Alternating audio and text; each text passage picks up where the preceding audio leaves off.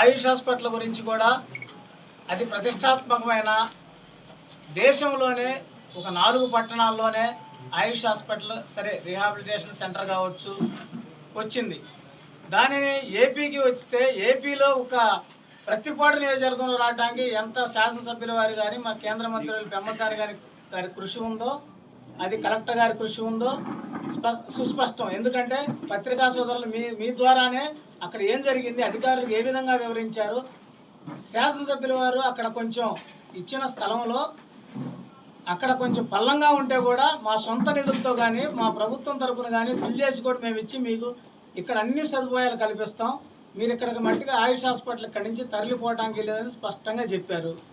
ఇంకా మీకు చిత్తశుద్ధి ఏ విధమైన మీకు చిత్తశుద్ధి పచ్చ కామెరలు ఉన్నాడు లోకమంతా పచ్చకున్నట్టు ప్రతిపాడు నియోజకవర్గంలో ఏదో కమిషన్లు జరుగుతున్నాయి ఏదో అని చెప్పి నిన్న బలసాని కిరణ్ గారు మాట్లాడుతున్నారు.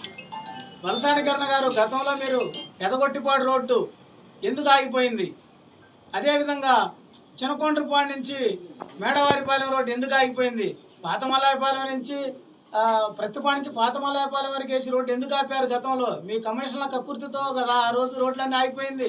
మరి అదే గ్రాంట్ని ఈరోజు మరలా తిరిగి తీసుకొచ్చిన ఘనత శాసనసభ్యులు రామాంజనేయులు గారిది.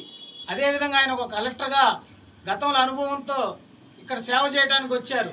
వచ్చిన తర్వాత ప్రతిపాడు నియోజకవర్గంలో గతంలో ఎన్నడూ లేని ప్రాజెక్టులు గుంటూరు ఛానల్ సాక్ష్యం ఈ రోజున పనులు ప్రారంభించి మీరు గతంలో ఎందుకు ఆగిపోయినాయి, మీ ప్రభుత్వంలో ఒక్క పని కూడా చేయలేకపోయారు ఎందుకు, ఇప్పుడు చేస్తుంటే మీరు ఎందుకు నిరాధారమైన ఆరోపణలు చేస్తూ ఉన్నారు.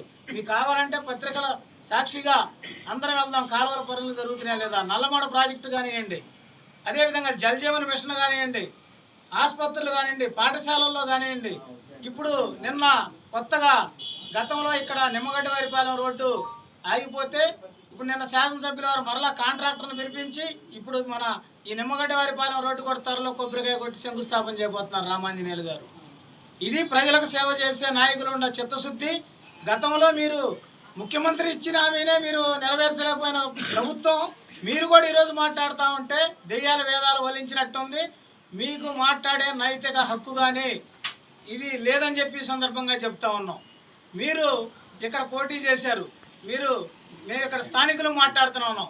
స్థానికులు ఉన్న సమస్యలు గతంలో ఏ విధంగా ఉన్నాయి, ఇప్పుడు ఏ విధంగా ఉన్నాయి, మేము స్థానిక నాయకులు మాట్లాడతాం. మీకు తెలుసో తెలియకో మాట్లాడితే మీ వ్యాఖ్యలు వెనక్కి తీసుకోండి, లేదంటే మీరు బహిరంగ చర్చకి సిద్ధంగా ఉన్నాం. బహిరంగ చర్చకి మీరు ప్రేస్ చెప్పినా సరే, ఇక్కడ మీరు వేదిక చెప్పినా సరే ఏ రోజైనా రెడీగా ఉన్నాం. మేము నిన్న ఇంటింటికి ప్రోగ్రాం పెట్టాం, కూటమి ప్రభుత్వం ప్రోగ్రాంలో మేము ఏం చేశామో పాంప్లెట్లు వేసి మరీ చెప్తా ఉన్నాం, ఇంటింటికి ప్రచారం చేస్తూ ఉన్నాం. మీరు గతంలో ఏం చేశారో ప్రచారం చేసి చెప్పుకునే ధైర్యం ఉందా? మేము ఇప్పుడు పత్రికా సాక్షిగా చెప్తా ఉన్నాం, దీంట్లో మీ అందరికి ఇస్తా ఉన్నాం. దీంట్లో ఒక్కటి కూడా అబద్ధం ఉన్నా మేము మళ్ళా రాజకీయాల గురించి మాట్లాడాం.